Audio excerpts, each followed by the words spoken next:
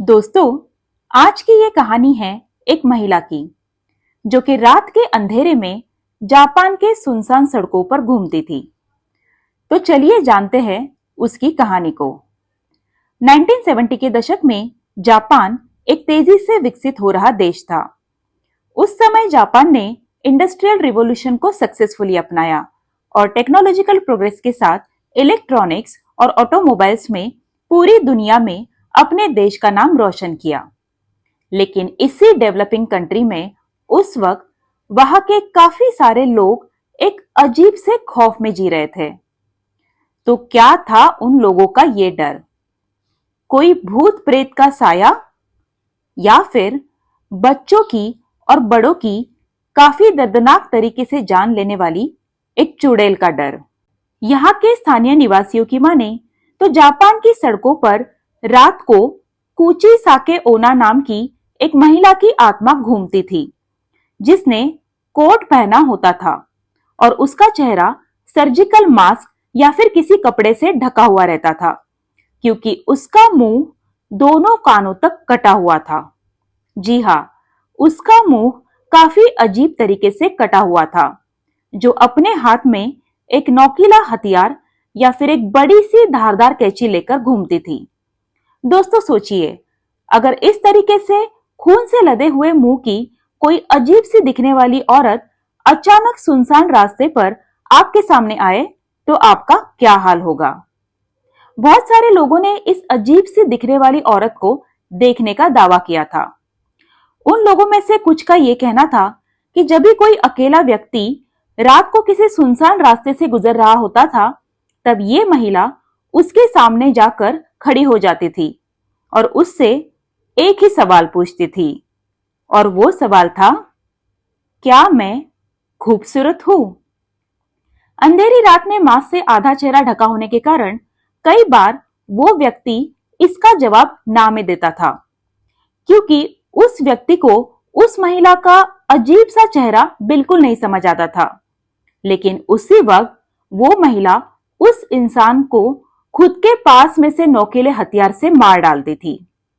और अगर वो व्यक्ति पहले हाँ में जवाब देता था, तो वो महिला अपने चेहरे के ऊपर का मास्क हटाती थी और फिर अपना चेहरा दिखाकर उस व्यक्ति से एक बार फिर पूछती थी कि क्या मैं अभी भी खूबसूरत दिखती हूँ?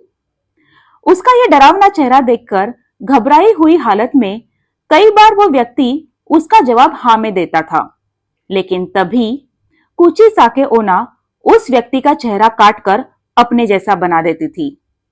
काफी ज्यादा ब्लीडिंग होने के कारण और काफी दर्द के कारण उस व्यक्ति की उसी मौके पर मौत हो जाती थी।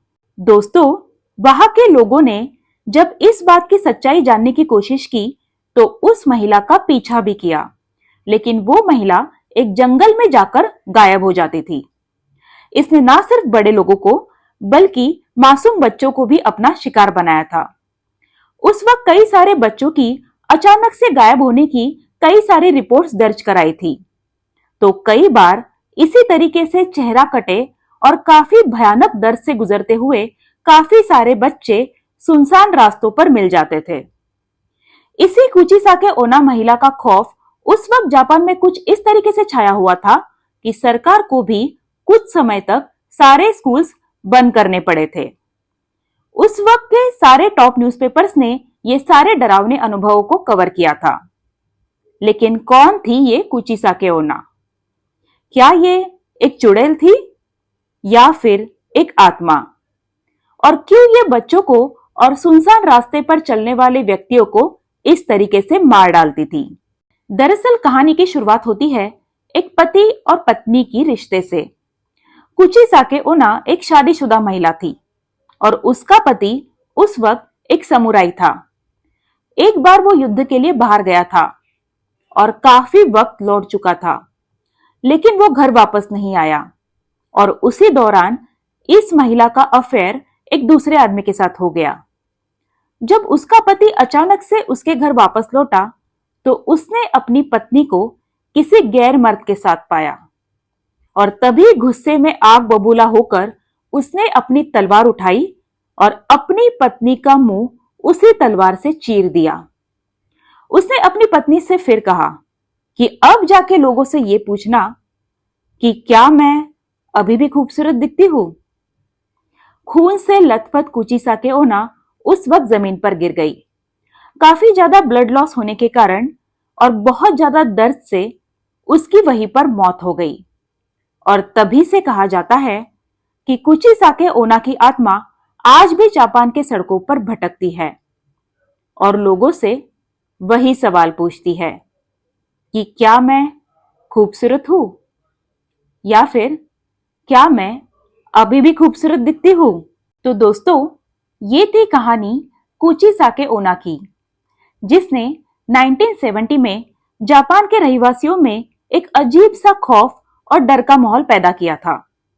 और इस महिला की यह खौफनाक कहानी न सिर्फ जापान में बल्कि पूरी दुनिया में उस वक्त मशहूर हुई थी। यहां तक कि कुचिसाके ओना पर एक फिल्म भी बनाई गई है और जिसका नाम है carved the slit mouth woman. दोस्तों, अगर आपको ये फिल्म देखनी है तो ये YouTube पर अवेलेबल है और हम इस फिल्म का लिंक डिस्क्रिप्शन बॉक्स में डाल रहे हैं।